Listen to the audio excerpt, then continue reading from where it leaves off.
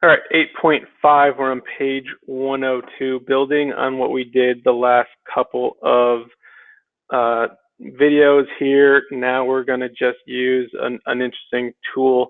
It's actually called the time value of money calculator. I suggest that you try and find an app that you can download for your device that has one of these. The calculator has one built in, but it does help when you're out and about and don't have access to a calculator. I've used it multiple times when talking about investments and how much I need to pay for cars, for houses, for loans, etc. So it's useful to have out in the real world as well. So the situation on the previous page was Josephine. She's got 50 years and she wants to retire with $1 million in savings. So Vanessa, financial planner, advises her to find an account that earned at least the current rate of inflation. And so we're going to use that to fill in this table, and then we're going to go see how this works on the calculator. So her future value, she wants $1 million. She has 50 years to invest. That's our time there.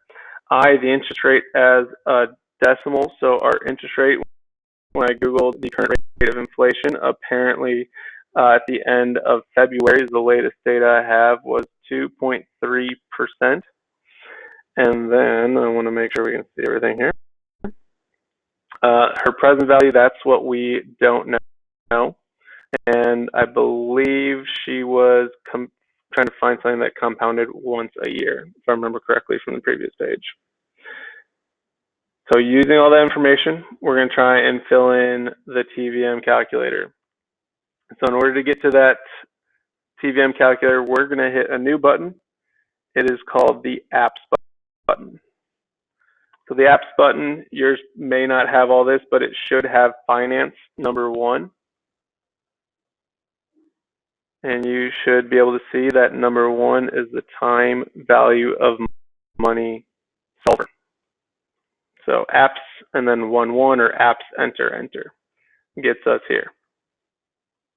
All right, so we got all this stuff here. What does it mean? So capital N, the first thing we see is the number of compounding periods between the time of investment and the time of retirement. Well, I know that N is the number of compounding periods per year, and that T is the number of years that the investment goes on.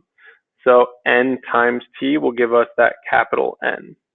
So in Josephine's situation, a little copy paste gone wrong. So in Josephine's situation here, N times T, it's once per year, but she's got 50 years.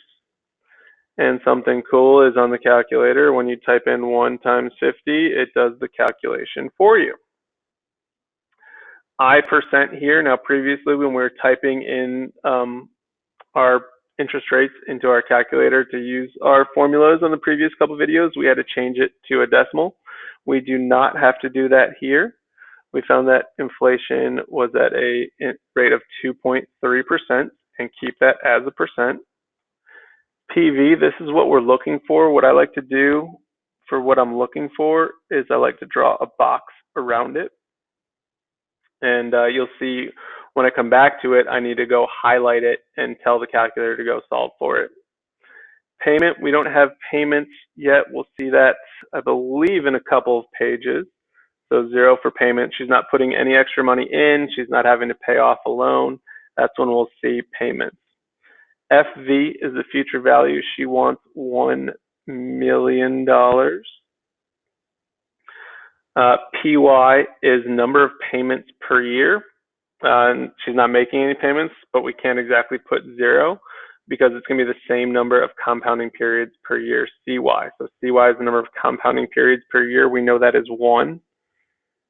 So PY will be 1 as well. I want to go down to that really quickly. You can keep any number in PV here. Sometimes we'll just generally have 0. Payment is 0. We want to make our future value 1 million. And you see how PY and CY are the same here. When I hit 1 into PY and hit enter, it automatically matches the CY as well. So those will always match. The last thing here is PMT, end or beginning? Do you make the payments at the end of the month or the beginning of the month? There's only going to be one time where we're going to have begin highlighted, and we'll come to that in a few pages here. So end is what we want. So make sure end is highlighted. And then here's how we go solve for the amount of money she needs to invest. We scroll back up and highlight it. That's why I've drawn the box around here. And then we're going to hit alpha, enter.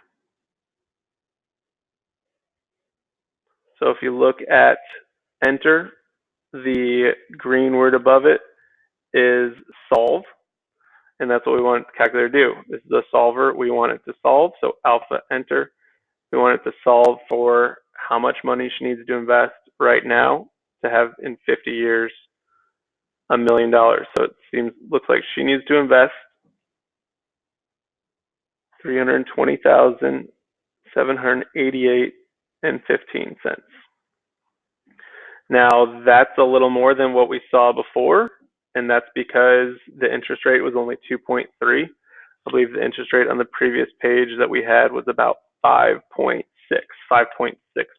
So a much smaller interest rate means she's got to invest a lot more because she was only investing $65,000 at that 5.6% interest rate. So you need to find a good interest rate. You need to have lots of time to invest. Another question you may have is, hey, why is there a negative sign there? The negative sign means that she is giving the bank that amount of money, and then you'll notice future value here is positive because the bank gives her that money. So that negative sign